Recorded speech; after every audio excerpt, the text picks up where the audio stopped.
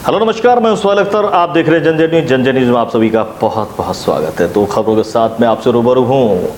एक कलयुगी पिता ने अपने जवान बेटे को चाकू मारकर गोद कर हत्या कर दिया। बहुत ही बड़ा दिल को दहला देने वाला मामला। दूसरी खबर है, अररिया के सड़कों पे उतरे डीएम और एसपी के बाद जो है हरकम सी जनता में मच गई। कोरोना के मद्देनजर ये उतरे हैं। तो आइए दोनों ही खबर आपको दिखाते, कहीं जाइएगा मत, तुरंत लौटते हैं। हेडलाइंस के प्रायोजक हैं उजाला रेडीमेड स्टोर्स, पुरानी पंजाब नेशनल बैंक के सामने Madhepur Bazar, unique tent and sound, Tegiya Mohalla Pachahi Madhepur, Milan readymade store, Siddiqui complex Ansari Chowk Madhepur Bazar, cake pastries corner, Sanghat Chowk Madhepur Bazar, सरकारी दवा की सस्ती दुकान, बेला रोड लौफा बाजार, men's wear fashion world, new SBI road Jhanjharpur RS।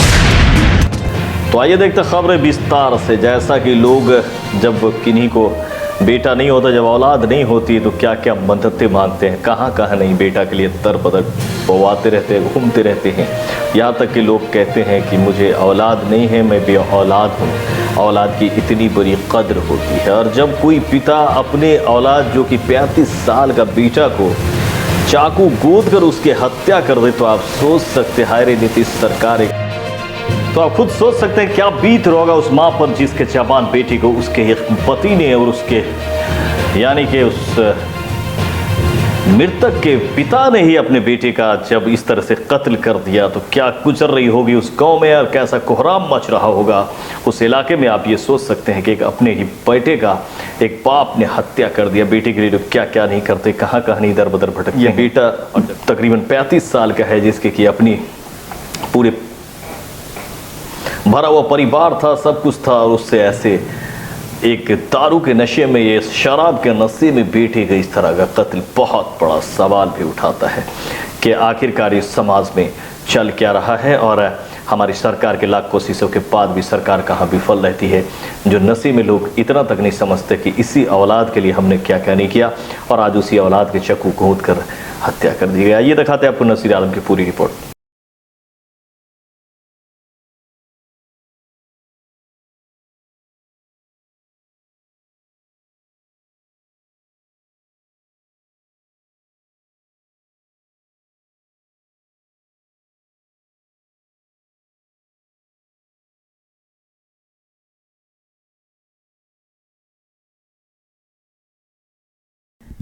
एक कलयुगी पिता ने चाकू घोंपकर अपने बेटे को उतारा मौत के घाट।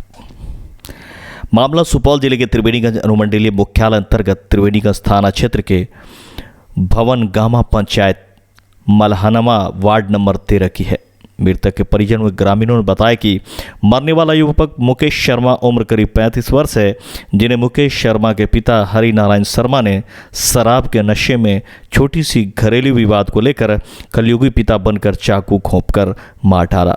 ग्रामीणों ने बताया कि मृतक मुकेश शर्मा की 6 छोटे छोटे लड़की के साथ एक गोद में छोटा सा लड़का है, जिसका रो रो के बुरा हाल है। वहीं त्रिवेणीगंज SHO संदीप सिंह ने बताया कि सूचना मिलते ही घटनास्थल पर पहुंचकर सबको अपने कब्जे में लेकर पोस्टमार्टम के लिए सुपौल सदर अस्पताल भेज दिया गया है। बाद शव को परिजनों को सुपुर्द कर दिया जाएगा। वहीं पुलिस ने भी चाकू घोंपा मार डालने की बात बताई है। वहीं पुलिस ने त्वरित कार्रवाई करते हुए कलयुगी पिता हरि नारायण शर्मा को गिरफ्तार कर जेल भेजने की तैयारी में जुट गई है। मृत परिजनों का रो रो कर बुरा हाल हो रहा है। ये अरे तुम्हारे पिताजी को क्या हुआ?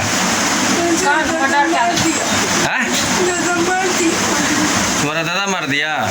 कौन चीज से? क्या नाम है पापा का? दादाजी क्या नाम है? दादाजी मार दिया।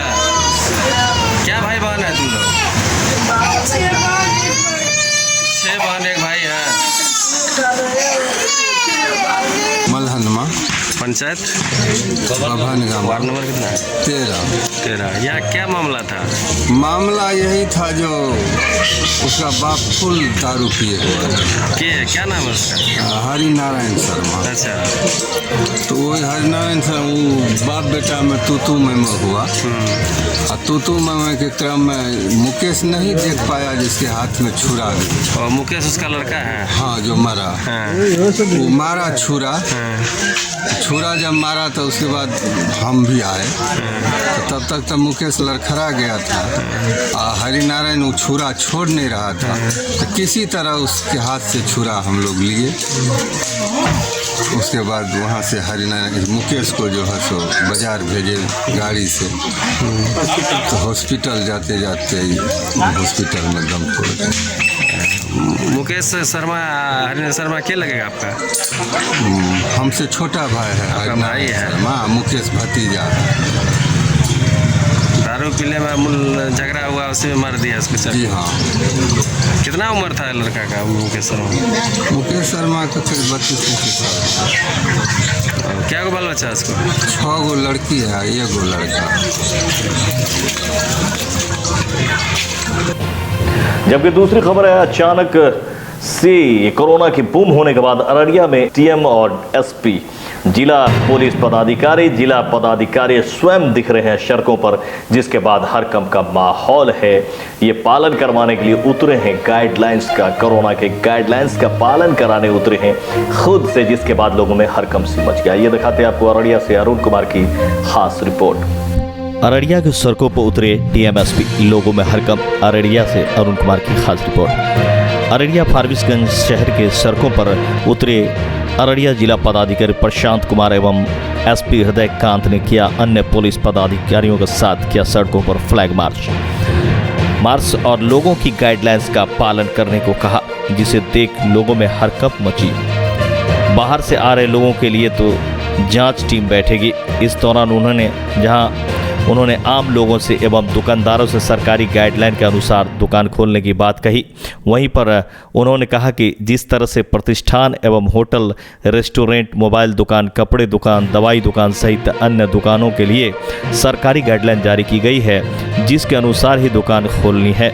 साथ ही उन्होंने याद दिलाते हुए कहा कि रात्रि 9 बजे से 6 बजे सुबह तक जारी कर्फ्यू का भी ख्याल रहे। वहीं उन्होंने दुकानदारों से ऊंचे मूल्यों पर बेच रहे सामानों के लिए भी कहा कि इस तरह की शिकायतें मिल रही हैं कि जिसके लिए 2 आपूर्ति पदाधिकारी को नियुक्त की गई है, जो जांच करेगी। जो लोग इसका पालन नहीं करते उन पर कठोर कार्रवाई की जाएगी। ये थी अररिया से अरुण कुमार की खास रिपोर्ट। मेरे और एसपी के संयुक्त आदेश से कौन से दुकान किस दिन खुलेंगी और किस दिन बंद रहेंगी वो निर्धारित किया गया है। कल मीडिया के माध्यम से भी सभी लोगों को उसको सूचना दिया गया और कल ही से हम लोग इसको माइकिंग के माध्यम से भी प्रचार प्रसार कर रहे हैं। तो इसका अनुपालन करने के लिए ही आज पूरा जिला प्रशासन आज फारबिसगंज आया हुआ है। अब हम आशा करते हैं कि आगे से इसका अनुपालन सख्त तरीके से होगा। आपके माध्यम से मैं सभी को अपील करना चाहूँगा कि जो निर्धारित किया गया है उसका आप लोग अक्षरशः अनुपालन करें। हम लोग जो समय सीमा भी निर्धारित किए हैं, दुकान भी निर्धारित किए हैं, सभी व्यवसायियों को कॉन्फ्रेंस में लेकर हम लोगों ने किया है। तो कोरोना के बढ़ते लहर को देखते हुए मैं आशा करता हूँ आप सब लोग इसका अनुपालन करेंगे। और इसी के साथ सभी अररिया वासियों को भी मैं अपील करना चाहूँगा कि कृपया मास्क का धारण करें, सोशल डिस्टेंसिंग का अनुपालन करें, यथासंभव अपने घर के बाहर ना निकलें। धन्यवाद। सर एक बात, दिल्ली से बस से प्रवासी मजदूर आ रहे हैं, क्वारंटीन सेंटर भी बनाए गए हैं, लेकिन देर रात वो लोग उतरते हैं बसों से, लेकिन उनकी कोई स्वास्थ्य जाँच की व्यवस्था नहीं है। देखिए, ये भी मेरे संज्ञान में आया है। तो डीटीओ को और सिविल सर्जन को हमने निर्देश दिया है कि रात के समय में लैब टेक्नीशियंस का एक टीम निर्धारित करें और रात के समय में ही इन सब लोगों का टेस्टिंग करें और जो भी पॉजिटिव होते हैं उनको कोविड केयर सेंटर में शिफ्ट करें। इसका अनुपालन हो जाएगा। और सर ढाबा, जितने भी ढाबा हैं, लाइन होटल जो भी हैं, सभी लाइन होटल्स खुले हुए हैं 4 लेन के किनारे, सबों में बैठा के खाना खिलाया जा रहा है। देखिए, इसका भी हम लोग बंद करने के लिए निर्देश दिया है। होम डिलीवरी अलाउड है, तो इसीलिए हम ढाबा के सभी मालिकों को यही सूचना दिए हैं खोल के मत रखिए। जो भी आप होम डिलीवरी करना है कर सकते हैं। घर में आप लोग रेस्टोरेंट में खाना भी आप लोग बना सकते हैं, वो बट डिलीवरी जो होगा होम डिलीवरी होगा, इसका भी हम लोग अनुपालन करेंगे। धन्यवाद सर। एक और छोटा सा सर, शहर में जैसे लॉकडाउन का बात आया है तब से लेके दुकानदारों द्वारा जो है अधिक मूल्य में सामान बेचने का जो व्यापार शुरू हो चुका है, खाद्यान्न का रेट ऊंचा करके बेच रहे हैं व्यापारी। देखिए, इसका भी संज्ञान हमको प्राप्त हुआ है। कल ही दोनों SDOs को हमने निर्देश दिया है कि एमओस का एक टीम गठित करके ऐसे कोई भी कालाबाजारी करते हैं, जमाखोरी करते हैं या कृत्रिम तरीके से दाम बढ़ाते हैं, उनके ऊपर कड़ी से कड़ी कार्रवाई करने का निर्देश दिया गया। उसका अनुपालन भी हो रहा है। हम आशा करते हैं कि आगे से ऐसे जो चीज़ें हो रही हैं वो नहीं होंगी। इस खबर में इतना ही। सोहेल को दे इजाजत। फिलहाल बहुत जल्द मिलते हैं अगले खबर में। अगर आपके पास भी कोई खबर है तो हमसे कांटेक्ट कर सकते हैं। हमारा नंबर है 99 34 80 27 00। नमस्कार।